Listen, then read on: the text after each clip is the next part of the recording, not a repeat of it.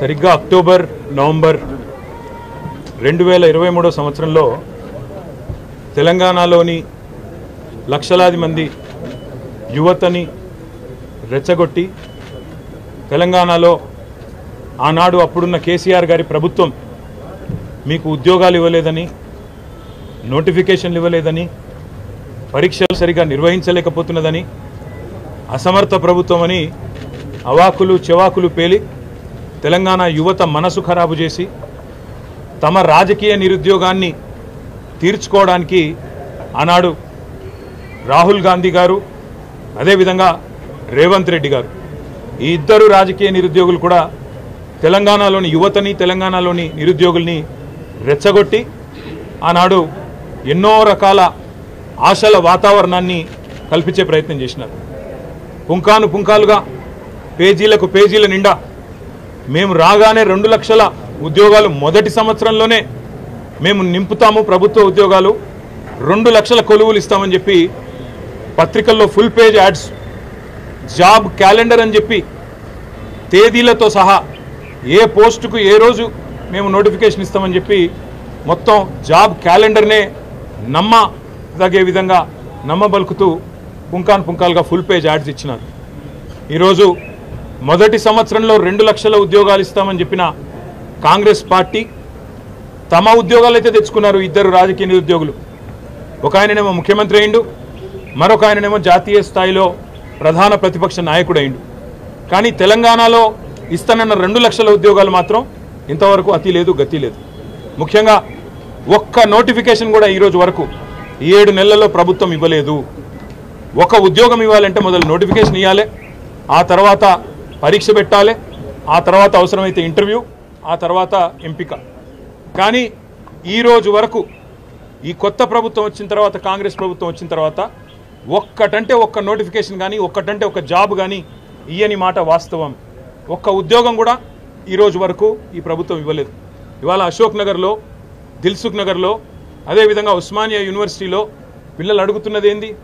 మీరు చెప్పిన మాటనే కదా, 2 లక్షల ఉద్యోగాల సంగతి ఏంది అని అడుగుతున్నారు. ఒక్క నోటిఫికేషన్ ఎందుకు ఇవ్వలేదని అడుగుతున్నారు. జాబ్ క్యాలెండర్ ఏమైంది అని అడుగుతున్నారు. గ్రూప్ 2, గ్రూప్ 3లో పోస్టులు పెంచుతామన్నారు, దాని సంగతి ఏంది అని అడుగుతున్నారు.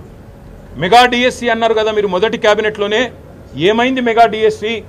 మీరే చెప్తారు కదా 21,000 ఉద్యోగాలు, 50,000 ఉద్యోగాలని, ఏవి మరి డిఎస్సిలోని ఆ ఉద్యోగాలని చెప్పి పిల్లలు అడుగుతుంటే వారి మీద ఈరోజు మీరు మాట్లాడుతున్న విధానం, ఒక ముఖ్యమంత్రి స్థాయిలో ఉండి ఇంత దౌర్భాగ్యంగా, ఇంత దివాలాకోరుతనంతో మాట్లాడిన మొట్టమొదటి ముఖ్యమంత్రి రేవంత్ రెడ్డి.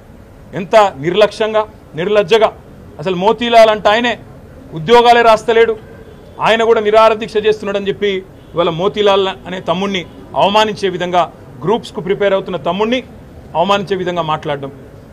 ఎవరినైతే ఏ కోచింగ్ సెంటర్లను ఆలంబనగా చేసుకొని అశోక్ నగర్కి నువ్వు మీ రాహుల్ గాంధీ పోయి 2 ఉద్యోగాలు సంపాదించుకున్నారో, ఇవాళ అక్కడ కోచింగ్ సెంటర్లు నడుపుతున్న యువతని, అశోక్ కావచ్చు, రియాజ్ కావచ్చు, మరొకరు కావచ్చు, ఆ కోచింగ్ సెంటర్ల నిర్వాహకులందరినీ అవమానించే విధంగా 150 కోట్లు, 100 కోట్లు సంపాదించడానికి పరీక్షల పోస్ట్ పోన్మెంట్ అడుగుతున్నారు. వాళ్ళ కోసం, వాళ్ళ స్వలాభం కోసం పాకులాడుతున్నారని చెప్పి వాళ్ళను అవమానించే విధంగా మాట్లాడడం. అందుకే ఇవాళ తెలంగాణ యువత బగ్గుమంటున్నది. ఎన్నో ఆశలతో కాంగ్రెస్ ప్రభుత్వం 2 లక్షల ఉద్యోగాలు మొదటి సంవత్సరంలో ఇస్తుందని చెప్పి ఏ యువతనైతే మమ్మల్ని దించి మిమ్మల్ని గద్దెనెక్కించిందో ఈరోజు అదే యువత నిన్ను ప్రశ్నిస్తున్నది. రేవంత్ రెడ్డికి అందుకే చెప్తా ఉన్నాం, 7 నెలలు అయిపోయింది, 8వ నెలలో నీ ప్రభుత్వం అడుగుపెట్టింది. ఈ 8 నెలల్లో ఒక్క నోటిఫికేషన్ ఇవ్వలేదు.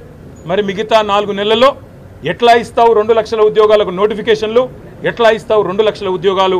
జవాబు చెప్పాలని చెప్పి నేను రేవంత్ రెడ్డి గారిని డిమాండ్ చేస్తా ఉన్నా.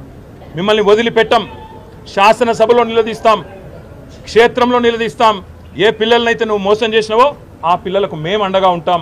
తప్పకుండా ఆ పిల్లలతో ఐక్యంగా కొట్లాడతాం. ఇది ఏదో 2 రాజకీయ ఉద్యోగాలకు సంబంధించిన పంచాయతీ కాదు, లక్షలాది మంది తెలంగాణ యువతకు వారి భవిష్యత్తుకు సంబంధించిన అంశం. కాబట్టి ముఖ్యమంత్రి గారు ఇకనైనా భేషజాలకు పోకుండా, అనవసరపు ప్రెస్టేజ్కు, ఫాల్స్ ప్రెస్టేజ్కి పోకుండా, ఈగోకి పోకుండా అహంకారం తగ్గించుకొని ఇవాళ కండకావరంతో మాట్లాడే విధానాన్ని తగ్గించుకొని ఆ పిల్లలకు క్షమాపణ చెప్పి 2 లక్షల ఉద్యోగాలు ఇస్తానన్న మాట నిలబెట్టుకునే దిశగా వెంటనే నోటిఫికేషన్లు ఇవ్వాలని, వెంటనే ఆ ప్రక్రియ ప్రారంభించాలని వారు డిమాండ్ చేస్తున్న విధంగా గ్రూప్ 2 గ్రూప్ 3లో పోస్టుల సంఖ్య పెంచాలని, అదేవిధంగా డిఎస్సి విషయంలో కూడా మీరే ఏదైతే మాట చెప్పారో ఆ మాటను నిలుపుకోవాలని ఆనాడు మీరే చెప్పారు. ప్రతిపక్ష నాయకుడిగా 21,000 ఉద్యోగాలు ఉన్నాయని చెప్పినారు. అవి కూడా వెంటనే నోటిఫై చేయాలని, అదేవిధంగా గ్రూప్ 1లో కూడా 1:100 నిష్పత్తిలో పిలవాలని మేం పెట్టిన డిమాండ్ కాదు. మీ పార్టీ తరఫున ఆనాడు బట్టి విక్రమార్క గారు నిండు శాసనసభలో పార్టీ ప్రతినిధిగా చేసిన, ఫ్లోర్ లీడర్గా చేసిన డిమాండ్, దాన్ని కూడా నిలుపుకోవాలని చెప్పి తెలంగాణ యువత తరఫున, తెలంగాణ పిల్లల తరఫున ఈ ప్రభుత్వాన్ని, ముఖ్యంగా రేవంత్ రెడ్డి గారిని, తెలంగాణ యువతకు నిన్న మాట్లాడిన దిక్కుమాలిన మాటలకు క్షమాపణ కూడా చెప్పాలని చెప్పి కూడా డిమాండ్ చేస్తూ, సంవత్సరంలో 2 లక్షల ఉద్యోగాలు ఇచ్చే విషయంలో రాబోయే శాసనసభ సమావేశాల్లో కూడా తప్పకుండా చర్చకు పట్టుబడతాం. ప్రభుత్వాన్ని శ్వేతపత్రం ప్రచురించమని డిమాండ్ చేస్తాం. అదేవిధంగా ఒకవేళ వారు కనుక ఒప్పుకోకపోతే తప్పకుండా వాయిదా తీర్మానం ఇచ్చైనా సరే సభను స్తంభింపజేయడానికి కూడా వెనుకాడమని చెప్పి కూడా హెచ్చరిస్తా ఉన్నాం.